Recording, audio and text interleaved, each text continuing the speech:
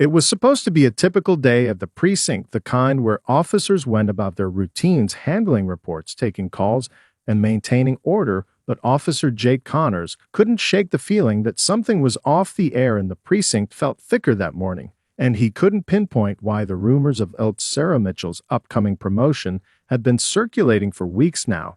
And though Connors had always kept a low profile when it came to gossip, he couldn't ignore how the talks about her advancement had started to affect the atmosphere. He had been with the department for nearly 2 decades, and for all his years of service, he had never been promoted to a position of higher rank.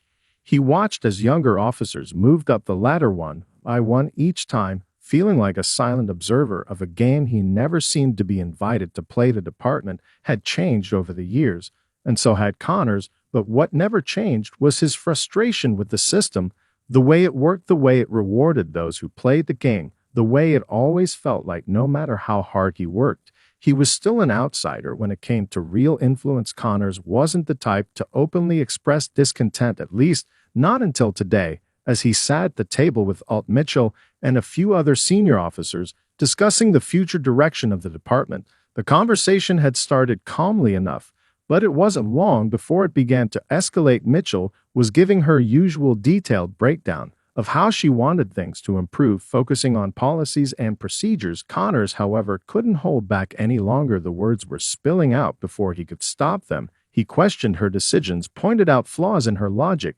and challenged her approach. It wasn't the first time they had clashed, but today felt different. There was something in the air today that made everything feel more personal. Mitchell tried to keep her composure, but the sharpness in Connors' tone was unmistakable. His frustration was visible to everyone in the room, and with each passing second, it became harder for him to contain it. The more Mitchell tried to explain the reasoning behind her ideas, the more Connors dug in his heels. And as the argument reached its peak, something snapped inside of him. In a moment of sheer impulse, Connors leaned forward and spat in Mitchell's direction. It wasn't just an angry gesture. It was a statement, a way to show her that he would not back down, no matter the cost. The room went silent. As the spit landed on the floor between them, no one moved for a moment. Time seemed to stand still. And then the chaos broke out. Officers in the room quickly reacted. Some moved to intervene, while others stood frozen in disbelief. Connors stood there breathless, not knowing what had just happened and feeling a wave of regret and confusion wash over him. But there was no turning back now. And as Mitchell slowly wiped her face, her expression unreadable, Connors knew that this moment would change everything for both of them. The consequences would follow, but neither of them could have imagined just how far this would go. The tension in the room lingered long after the incident was over. Everyone knew things wouldn't be the same, and Connors knew he had crossed the line that might cost him everything. The immediate aftermath of the incident left the precinct in shock as officers slowly processed what had just happened. The silence that followed the confrontation was almost suffocating. Alt Mitchell stood motionless for a moment before taking a deep breath and gathering herself. The spit had not hit her directly, but the gesture alone had been enough to send a clear message. It was a challenge. It was an assault on her authority, something that cut deeper than any physical wound. Connors was immediately escorted out of the room and placed on administrative leave, pending an investigation. The officers who had witnessed the altercation exchanged uneasy glances, some unsure of how to react, others unsure of what to think. The precinct had always prided itself on its unity, but this moment felt like a crack in that foundation. Mitchell had been the one to step in and take control of the department's future, but now she had to manage the fallout from this incident while keeping her composure in front of her colleagues. It was no easy task as she stood there facing her fellow officers. Mitchell could feel the weight of their eyes on her, some filled with sympathy, some with doubt, but none with the clarity of what was to come. She knew that many in the precinct respected her for her career achievements and dedication, but others had never fully accepted her rise through the ranks. Mitchell had always been the quiet observer, the one who worked behind the scenes to make things happen, but now she was in the spotlight, and this moment threatened to undermine everything she had worked for. The officers slowly returned to their desks, but the atmosphere had changed. The usual hum of activity seemed muted as people whispered and avoided eye contact with one another. Mitchell knew the investigation would be the first test of her leadership.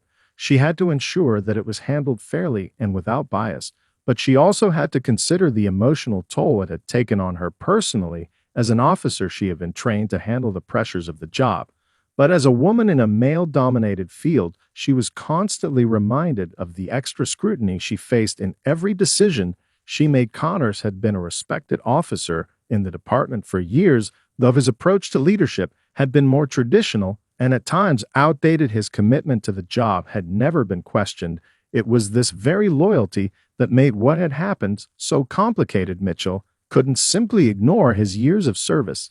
Yet she also couldn't overlook what had just transpired. There was a line between professional disagreement and disrespect, and Connors had crossed it in a way that could not be ignored. Mitchell took a deep breath as she sat at her desk and began to make notes for the upcoming internal investigation. She would have to give a full statement recounting the events that had led to the altercation. She would have to answer questions from internal affairs and potentially face pressure from both her colleagues and the public. But she had already decided that she wouldn't back down. She couldn't let this incident define her or the department. No matter how difficult it was to confront the reality of the situation, Mitchell had a job to do, and she would do it with the same integrity and resolve that had brought her this far.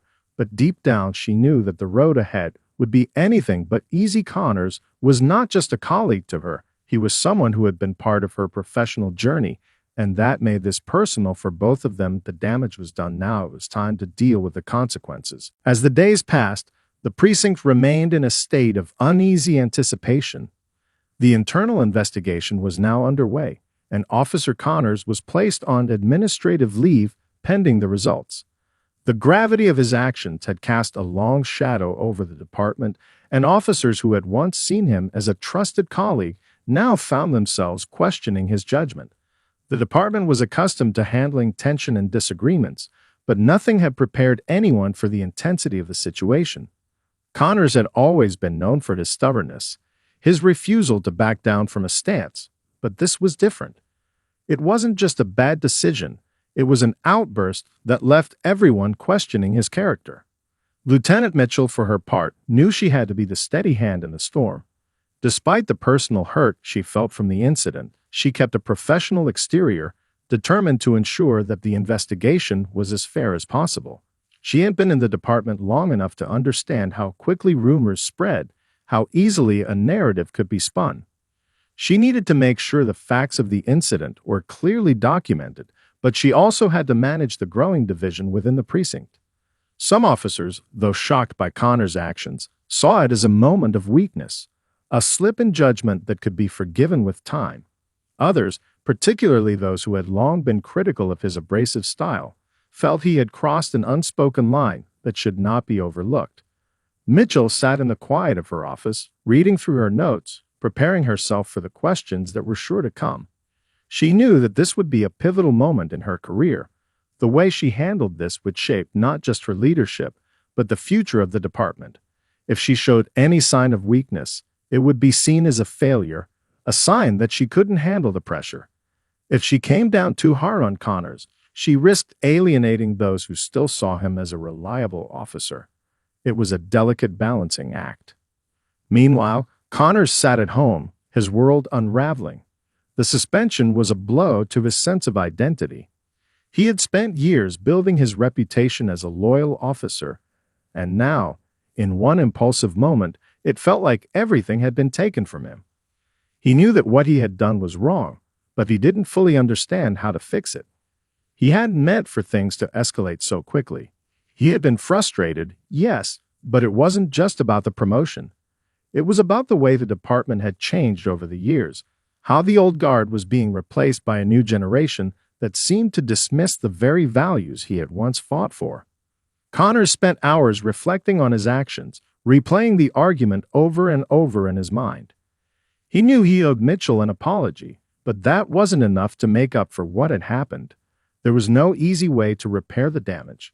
His mind was a whirlwind of thoughts, but one thing was clear. If he was to have any chance of redemption, he would need to face the consequences head-on. Lieutenant Mitchell was called in for her formal statement the next morning. As she walked into the room with internal affairs, she felt a familiar sense of calm wash over her. This wasn't the first time she had been involved in a tense investigation. but it was the first time she felt so personally invested. She would recount the events as clearly as possible, but deep down she knew this was more than just a procedural matter. It was about the future of her leadership. As the questions began, Mitchell's professionalism shone through.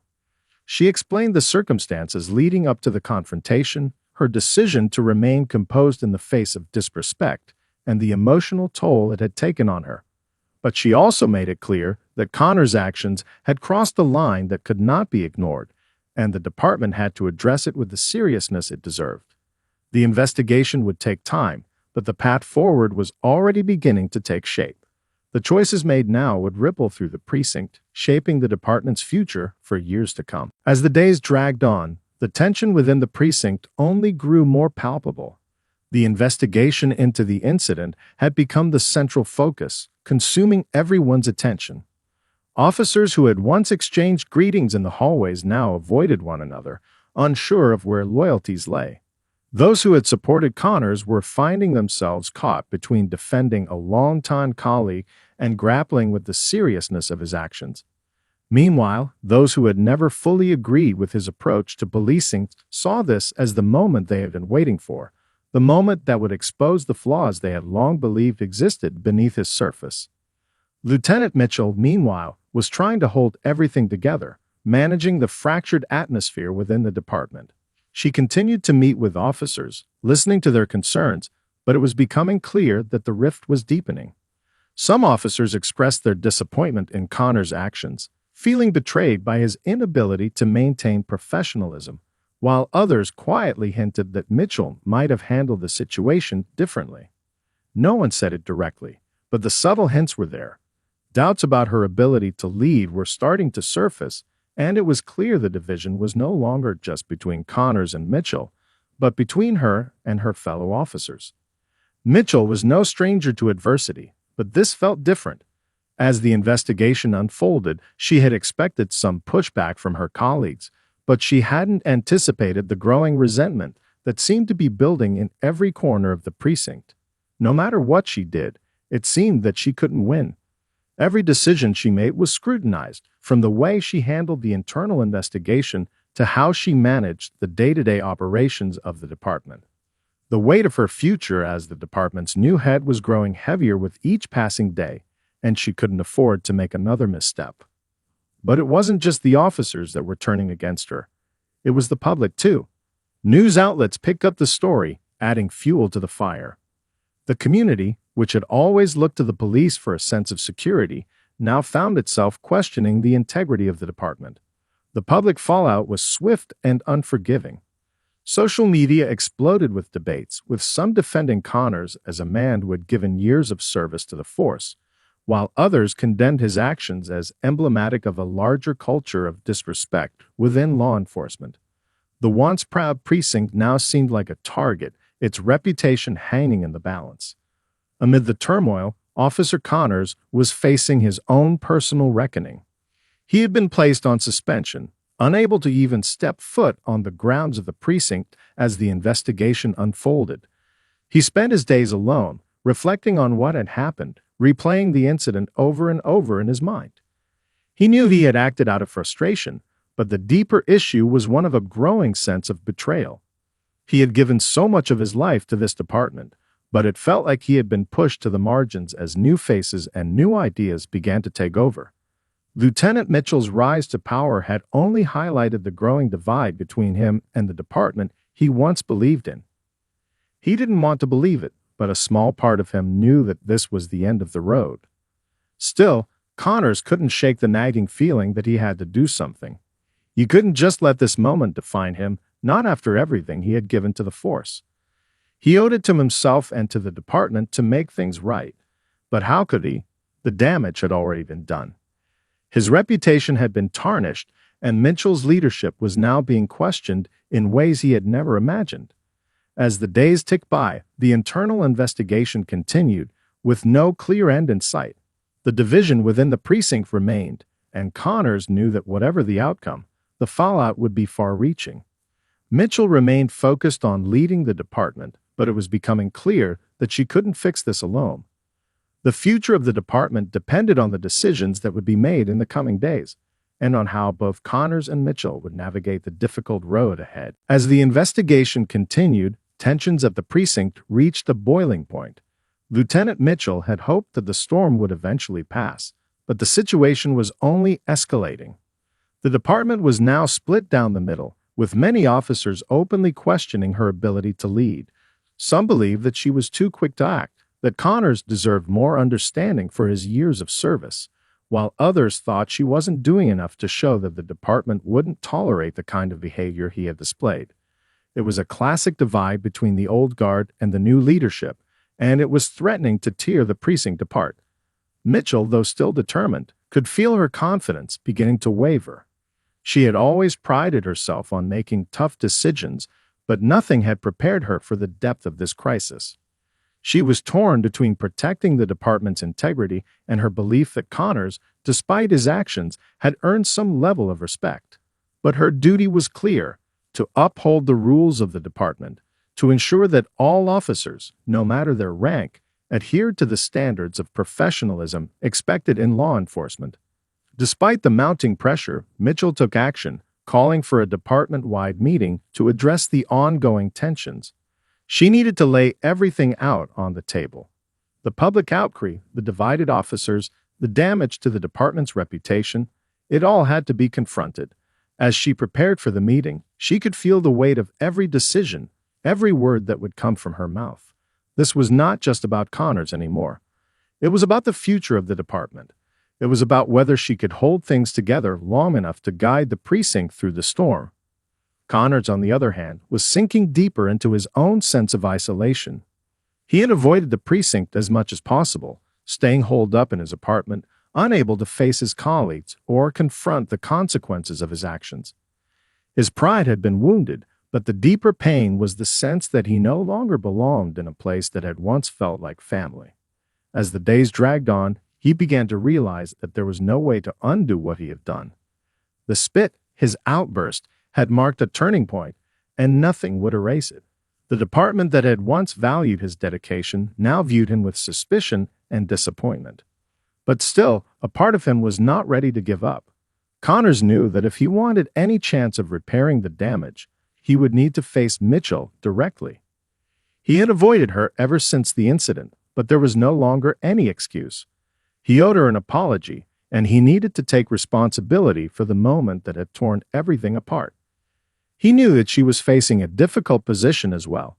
She had tried to do things the right way, to rise through the ranks based on merit, but the divisions within the department made it harder than anyone had expected.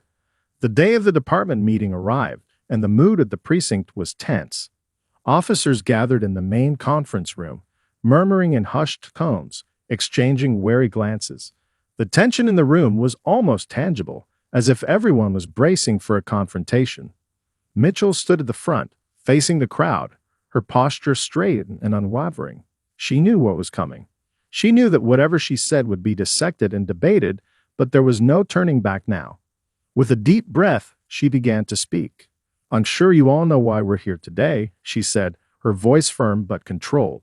"The events that took place between Officer Connors and myself were unacceptable, and we're here to discuss the consequences, both for him and for all of us.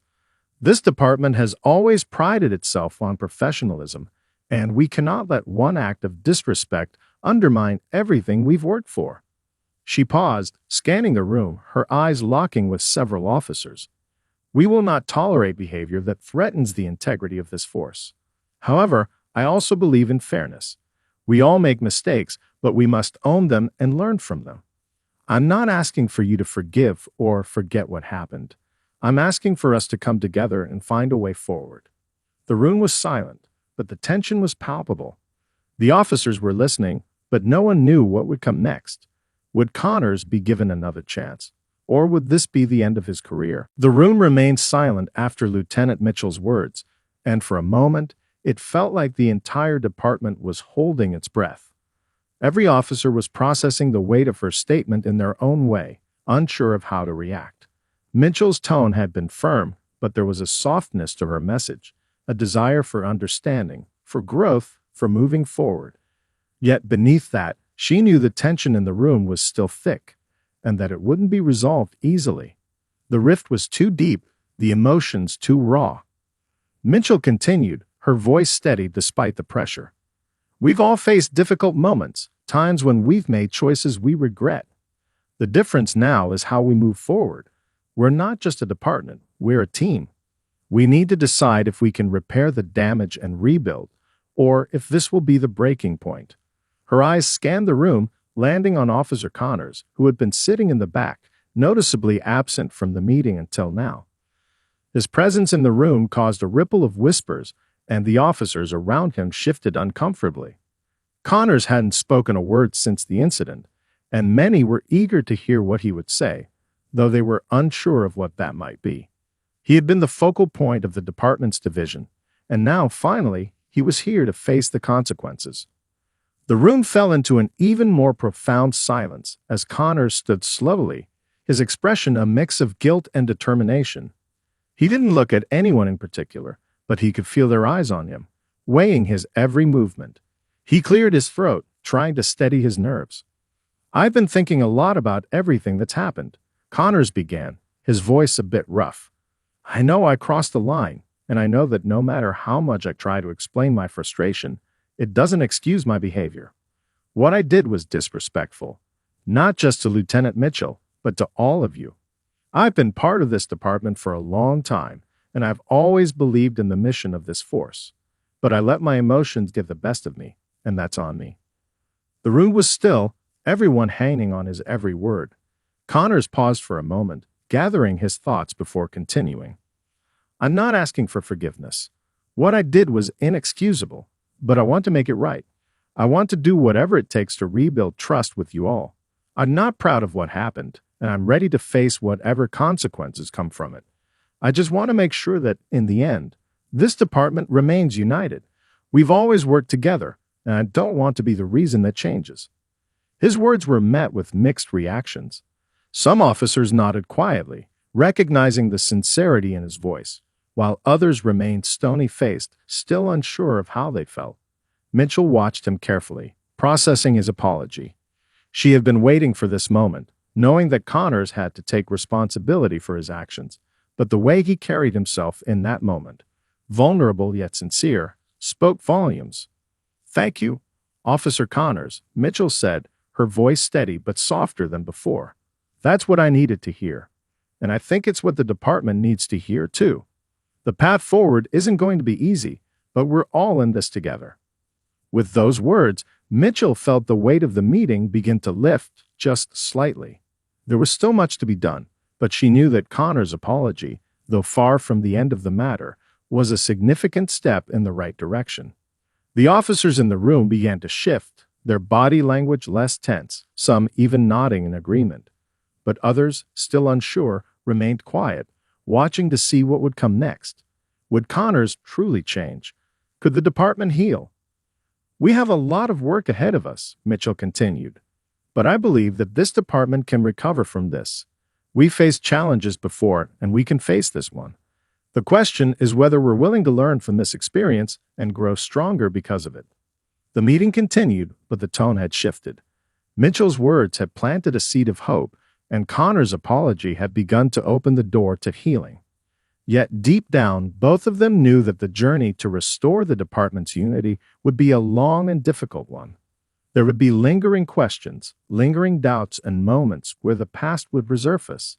But in that room, for the first time since the incident, there was a sense of possibility, of moving forward, of rebuilding what had been broken. The weeks following the department meeting were filled with tension and uncertainty, but there was also a glimmer of hope.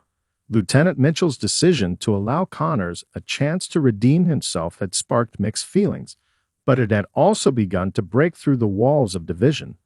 Some officers were still unsure, reluctant to forgive so quickly, while others appreciated the opportunity to move forward.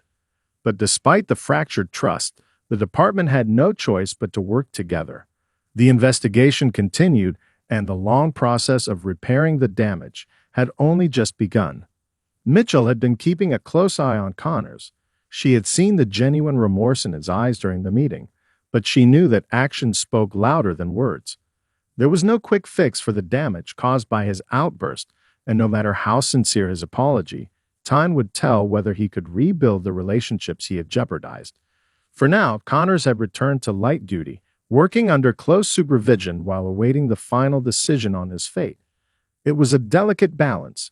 Mitchell didn't want to let his actions slide, but she also didn't want to rush to judgment.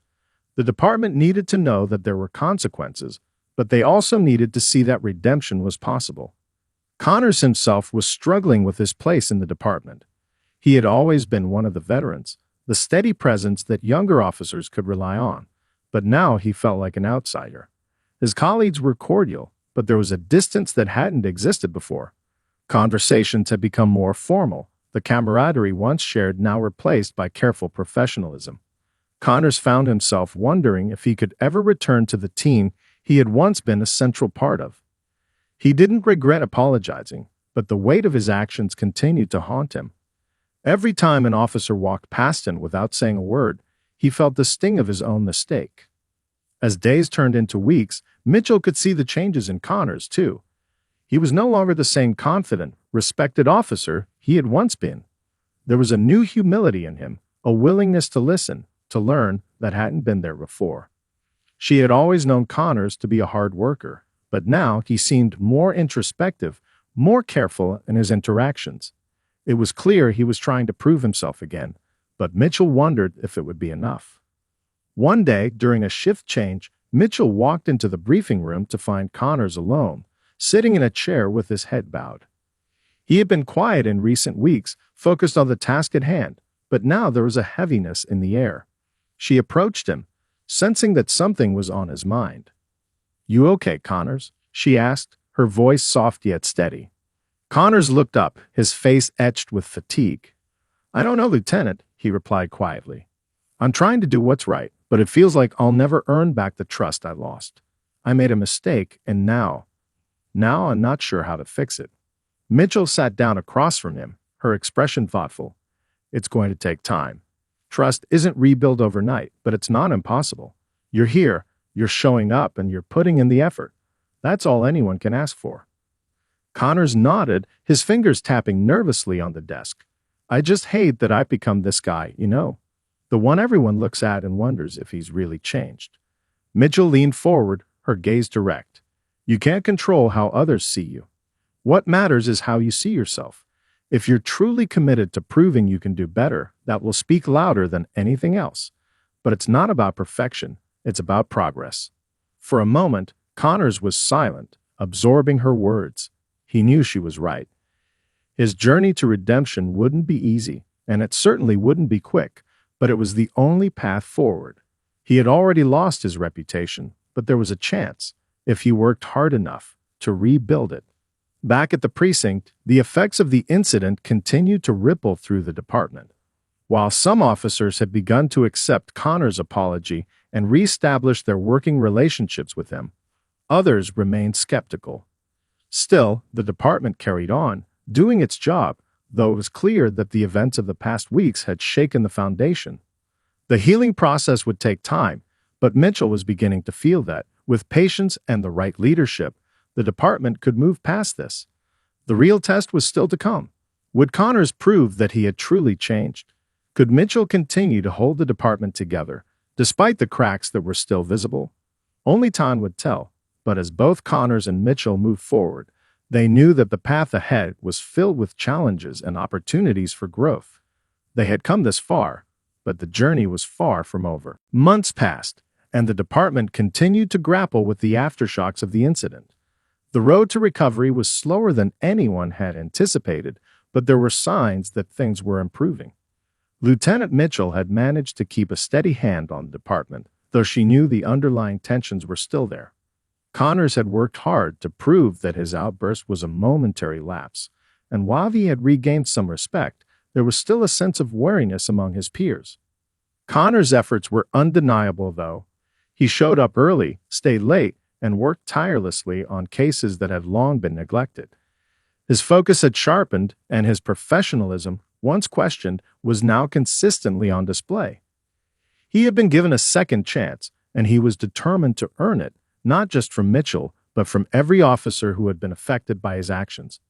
There were still moments of awkwardness when officers passed by without speaking, but Connors had learned to deal with it. He focused on what he could control: the work, the dedication, the small victories that were slowly but surely restoring his place in the precinct. Mitchell, too, had her own battles to fight. While she had held the department together during the crisis, the true test was whether she could lead it into the future without the shadow of the past looming over her. The support she had once counted on from her colleagues was fractured, and every decision she made now carried the weight of suspicion. But Mitchell remained steadfast. She had made mistakes in the past, and she knew that this situation was no different. But where some saw weakness in her willingness to forgive, others began to see strength. She had shown the department that leadership was not about perfection. It was about navigating the hard moments with integrity. One day, as the sun began to set and the precinct began to empty for the evening, Mitchell sat in her office, reviewing case files.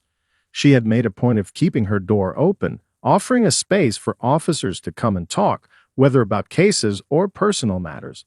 As she looked over the paperwork in front of her, she heard a knock on the door. "Come in," she called, looking up. It was Connors, standing in the doorway, his posture different from the man she had seen months ago. He was no longer the officer who had walked into her office with a chip on his shoulder, ready to defy her. Instead, he was the officer who had been through the fire, a man who had learned from his mistakes and was now ready to face the future. "Lieutenant," he said quietly, stepping inside, "can we talk?" Mitchell set the papers aside, her gaze softening. "Of course, Connors. What's on your mind?" He took a breath, pausing as if choosing his words carefully. "I wanted to thank you for giving me a second chance. I know it hasn't been easy, and I know that I'm still earning my place back, but I don't take this lightly. I appreciate that you didn't just throw me out after what I did. I don't deserve it, but I'm going to make sure that I earn it." Mitchell nodded, her eyes meeting his with understanding. "I know you're working hard, and I can see that you're trying. But don't forget, this department needs more than just hard work. It needs leadership, integrity, and respect. And you've got a long way to go before you truly rebuild that. But you're on the right path." Connors stood taller at her words, his shoulders relaxing for the first time in a long while. "I know, and I'll keep working for it, one step at a time." The two shared a brief moment of mutual understanding. There were no grand gestures, no grand proclamations, but in that small moment, Connors knew he had made progress. Mitchell had been right all along. It wasn't about perfection. It was about progress, about learning from the past and striving for something better. As the months wore on, Connors continued to rebuild his reputation within the department.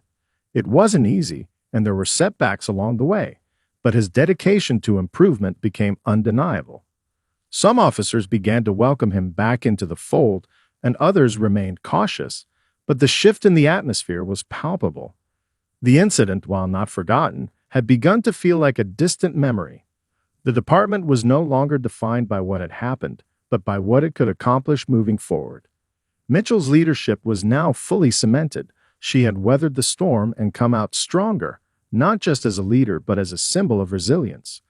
The department, once fractured, was slowly but surely healing, and as she looked around at the officers she now worked with, Mitchell knew that the work was far from over, but it was work worth doing. They had learned from the past, and they would carry those lessons with them into the future, no matter what challenges lay ahead. And in that moment, as the sun dipped below the horizon, it was clear the department was finally ready to move on.